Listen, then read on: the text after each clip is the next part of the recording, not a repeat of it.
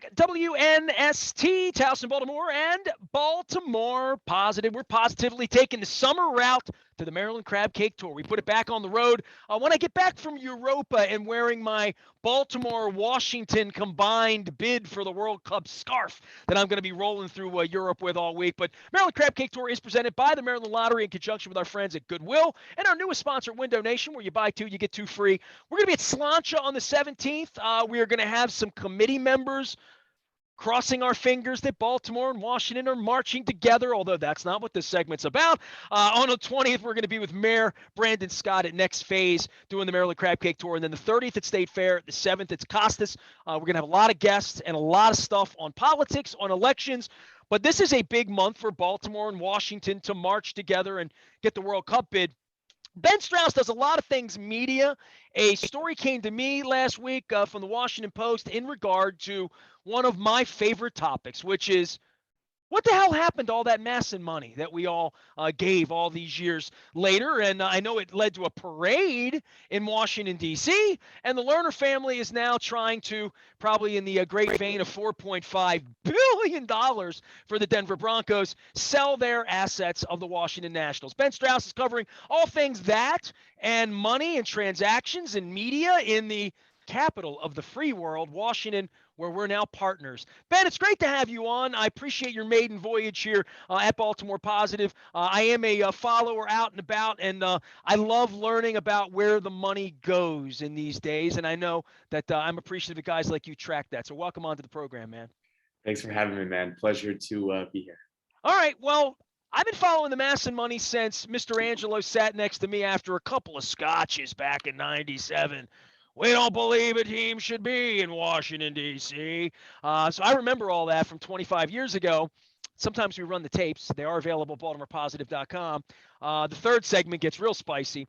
But in all of this that happened, the money, how Washington really kind of got screwed and the ownership got screwed all of these years out of tens of millions of dollars every year that they're still fighting in federal court about and probably will. And Peter's long past the fight at this point. This has really affected how the Nationals have always done business, but now how seek to even have an exit strategy, right?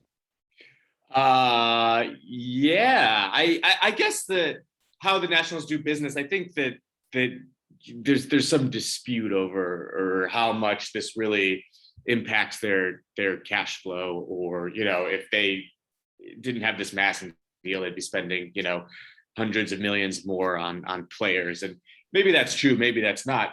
But if it hit the open market, they would have bilked the market in the good days. Not right now, right? But if they would have hit the market at 15, let's say, and gotten some of that root money or gotten some of that Fox, like stupid that Comcast money. Well, interestingly, though, in the story that I did, there was interest. Comcast and MASN had pretty serious talks about just buying MASN. And then you'd see both of these teams have bigger TV contracts, and the deal didn't go through.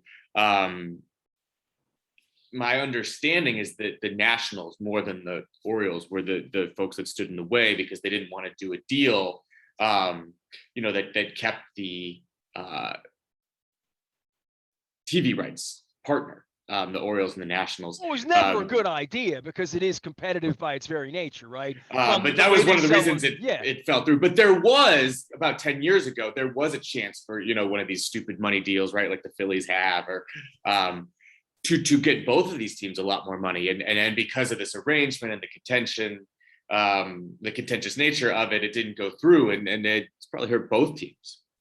What do you know about the contentious nature? Where does Ben Strauss, media dude from the Washington Post, enter this? Because I entered it with, Congress being involved if the Montreal Expos didn't move, and they're playing games in San Juan, and like all, the vagabond Expos land. And, by far, there's just been much more money there, right, than there's been here in lots of ways. We can go through The Wire, which I do every day, and Baltimore and Demise and Peter Angelos and like all of that. But the Nationals have been wildly successful, right? I mean, if my father, who died in 1992, who watched two versions of the Senators, Right. run off to They Minnesota, won. run off Yeah, to Arlington, they won the World Series. and sell a lot of tickets and make a lot of money and have some legendary Zimmermans and some players and Yeah. have something to crow about to some degree, even if it is Jason Worth, right? But what I'm saying, and I like Jason, but I would just say for the last 17 years, for someone who lived in Reston, Virginia, who put on a W hat, this has been good for fans. The television part's never been good because it's not good for us either, because it's not run well. I mean, from a streaming standpoint, from a new world standpoint, from a broadcaster standpoint, it's been poor to be a Nationals fan, and it's been that way from the beginning. Yeah, it's sort of interesting. I think that there's two ways to look at it, right? Like there's the broadcast side of it, and then there's the legal side of it. And it's people who look at this from the legal side say, like, contract is the contract. Like the Orioles negotiated, Peter Angelos negotiated a pretty impressive deal for his team with Major League Baseball that basically compensates them in perpetuity, and the rights are tied together, and there aren't a lot of ways out of it. For the Nationals who would desperately like to get out of it. On the other side is what does the product look like in the broadcast side of it? And I don't think anybody's happy with that, whether it's Orioles fans or Nationals fans. Nobody likes MASN. Nobody thinks the product is good. Nobody thinks it's accessible. And so there's two separate things to look at, the legal side and the broadcast side. And I think that lawyers look at it and say, well, the contract is the contract. Fans, consumers look at it and say, well, this is a crap product, whether I'm an Orioles fan or a Nationals fan. So what do you see in a crystal ball here? I mean, and I've asked this question many, many times in many, many ways, because at some point the Nationals as an entity want their money. Like I keep going back to this, or whoever the heirs or whoever buys it. And this is something that Manfred's never been able to get right. I mean, the Orioles didn't for a couple of years, 18, 19, 20 during the Trump era. And as we went into the plague, people in Major League Baseball didn't even know who was running the franchise here. But John has always been, quote unquote, in front of the MASN thing and out on that. Where is the leadership on this, and what is the end game for when Adley Rutschman and Grayson Rodriguez come to save the Orioles and like all of this pie in the sky? Okay, great. But so what is the media deal, and where is the money in the future in a market where nobody's watching the games? Yeah, what is the off ramp? I think that the Nationals have always thought or believed that there was some way to get out of this thing. And my understanding is folks at Major League Baseball, in the commissioner's office, and the Orioles are pretty skeptical that there's a way to get out of this thing. And so the only way to move forward or to turn the page in some way is to negotiate some sort of new deal, some settlement on this $100 million that a court in New York has said that MASN owes the Nationals in back pay. And that's only from 2012 to 2017. They might owe them tens of millions more dollars from 2017 to 2022. We haven't gotten that lawsuit yet, but that's hanging out there. And so this idea that the Orioles have this airtight contract, but they also owe the Nationals $100 million, maybe, so somehow for the first time the Nationals have some leverage, which is this money that they're owed. And there might be some impetus for the Nationals to really want to, buy out of this thing, settle this thing, because it would make a sale easier. And maybe the Orioles, there's a lot of rumors flying around that they don't, the Angelos family doesn't want to own this team long term. Maybe they're willing to take a lump sum settlement, ahead of a sale, because they're not going to keep the team forever. And, you get a bunch of money ahead of that sale. And so maybe those are the avenues that it makes sense on both sides to come together and figure something out. Or at some point you get different people in charge who hate each other less, and they're like, oh, here's how we can partner. Here's how we, can move forward, without the really, really bad blood of, at this point, like 17 years. Yeah. Ben Strauss is our guest. He's at the Washington Post. He covers all things media and the MASN story and how it ties Baltimore and Washington. In the future, we're going to tie Baltimore and Washington together, we believe, with this soccer bid, which would Baltimore and Washington haven't been together on much, right? Like Abe came and stole my basketball team from my dad back in '73, right? And they built the Capitol Center and forced me to come down there and see Rush concerts and Rolling Stones and Springsteen concerts in the '80s and whatnot. And it is kind of amazing, but the football thing is the other way around, right? The football thing was Joe Theismann and the Hogs and all that.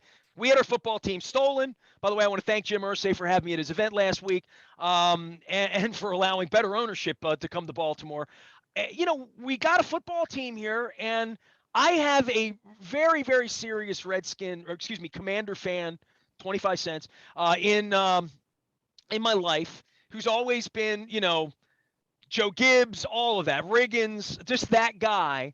And I remember him laughing at me. We were sitting at the pool in Vegas in summer 1996, and he's like, "Browns, Artma, we're the, venerable war with the Cowboys, all of that." All these years later, what that franchise has become to some degree, and now people like you following this, Goodell, who was at the event in New York last week, by the way, is going to be marched into D.C., and they're going to have some splaining to do. Tell me where the Commanders sit in all of this, because you talk about exit strategies for the Nationals, who kind of won out. Snyder's completely dug in. Angelos, I have no idea, right? But these franchises just, the longer they dig in, the more they're worth, like billions and hundreds of millions more every year. Snyder feels like there's no end to this tragedy. I mean, really, for the fans and for my friend. Yeah, I don't know if there's a worse franchise over the past 20 years, major sport franchise, to have been a fan of than the Washington Commanders in America.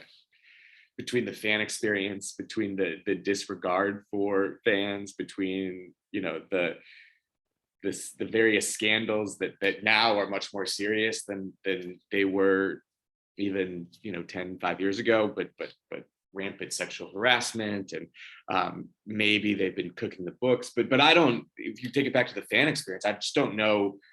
This is a team you couldn't get a ticket for, and now they play any road team, and it's 60% that team, and 20% empty, and 20% Commanders fans. I think that being a fan of that team has just become unbearable. Well, I'm an Orioles fan, bro. So I mean, I always felt for the people in Colombia, At like my buddy least Eddie Frankovic, or people in that range there. They may have had both. You know what I mean? The Orioles are a bad team, but it wasn't that long ago that you had Manny Machado, Nelson Cruz. You had some teams that went to the playoffs 8-9 years ago, I want to say. The ALCS, man. I mean, they had right. Those were that wasn't. I think, and the Orioles are not the same embarrassment off the field that the Commanders are. So I think if you want to root for the Orioles or the Commanders, I don't think it's close. I think being an Orioles fan is a way better experience, lot in life kind of thing. I had a weird time. Ben Strauss is here from the Washington Post.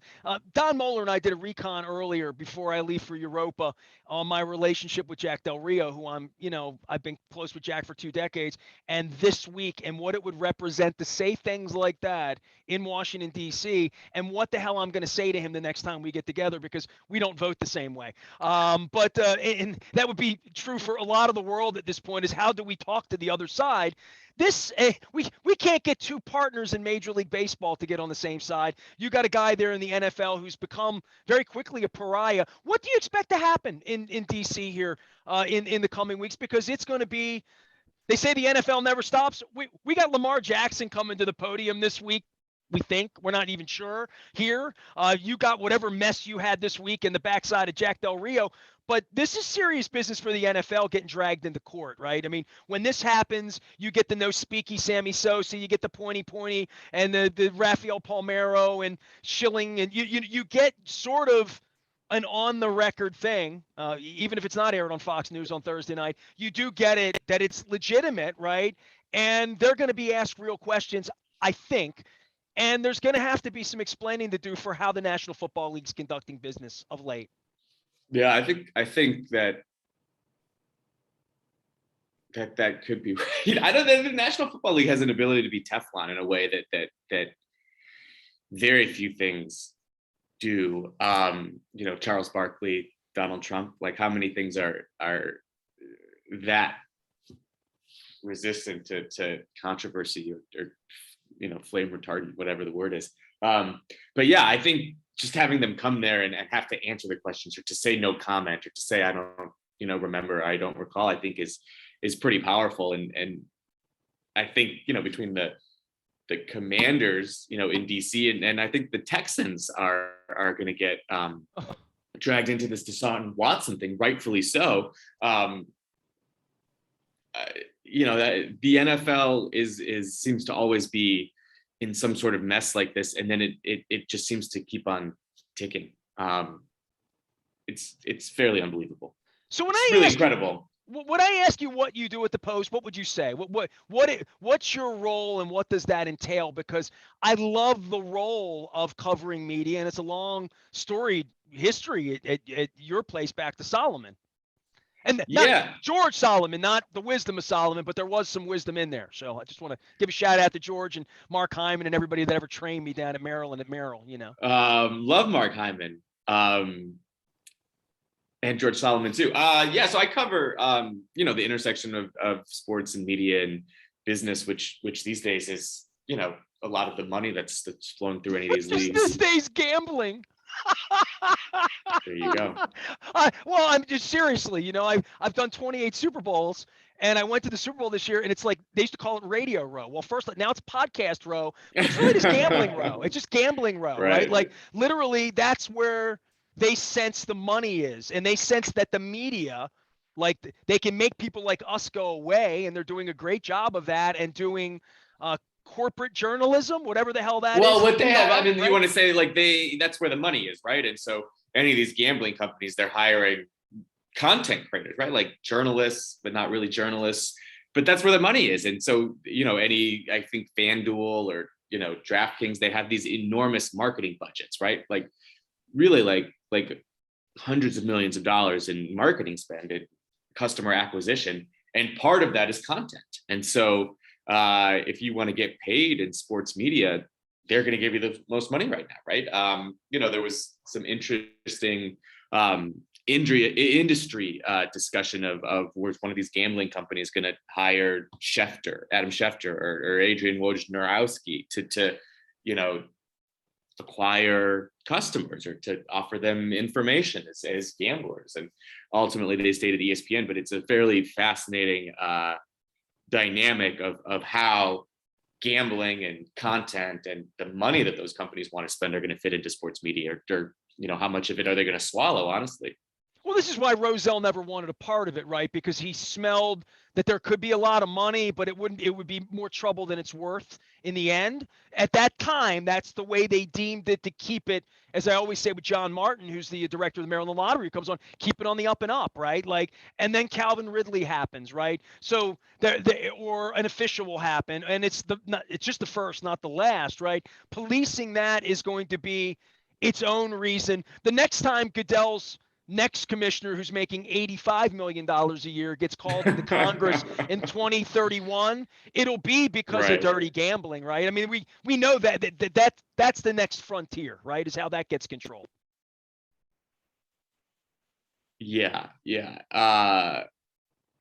I'm just laughing thinking about the next NFL commissioner making $85 million. It's probably true, but that's what they do. They take the commissioner takes all the arrows so that the individual owners don't have to do it, right? It's like Mark Emmert and the NCAA. You can sort of say, everything is Mark Emmert's fault, and then the university presidents don't have to ever answer the questions about, what's the state of things. It pays a lot. Well, Roger, and you have to take and you have to take some arrows, but you get paid for it. Yeah. All right. Well, you get paid for it too. Ben Strauss is at the Washington Post, covering all things intersection of, is that media and what was that? Yeah, fandom. Sports and business and the good stuff, as I call it. The good stuff, man. Good stuff. Yeah. So I went into Jack Gibbons when I was 19 years old, 1987, in the Evening Sun, and I said to him, Jack, what is all this business stuff doing in the like? Nobody cares about that. So that's how I felt at 19, and now I'm the guy like presenting it. So I have fully grown up as a journalist to say how much money and follow the money. So I you're think most following the people, money. I think a lot of fans have too, honestly. I think that fans are smarter, much smarter now than they used to be. There's some that still believe wrestling's real, though. I don't. Ben Strauss is here from the Washington Post. A big appreciation to you and your colleague Steve Goff for coming on and talking to Baltimore Washington bid. Hey, man, talk about media money in the market. You know, we're all kumbaya, Baltimore and Washington marching together on this World Cup thing. We're gonna have some fun with that. We're taking the Maryland Crab Cake Tour on the road next week on the 17th. Hopefully, celebrating the commitment to be married for 4 years, almost like a military commitment between now and 2026. Hopefully, we're in on that bid and having some great kicks next week at Slancha. All brought to you by the Maryland Lottery in conjunction with our friends at Goodwill Industries, and helping folks get jobs, as well as our friends at Window Nation, helping me get a screen to keep these skeeters out of here. I am Nestor. We are WNST, AM 1570, Towson, Baltimore, and we never stop talking Baltimore positive.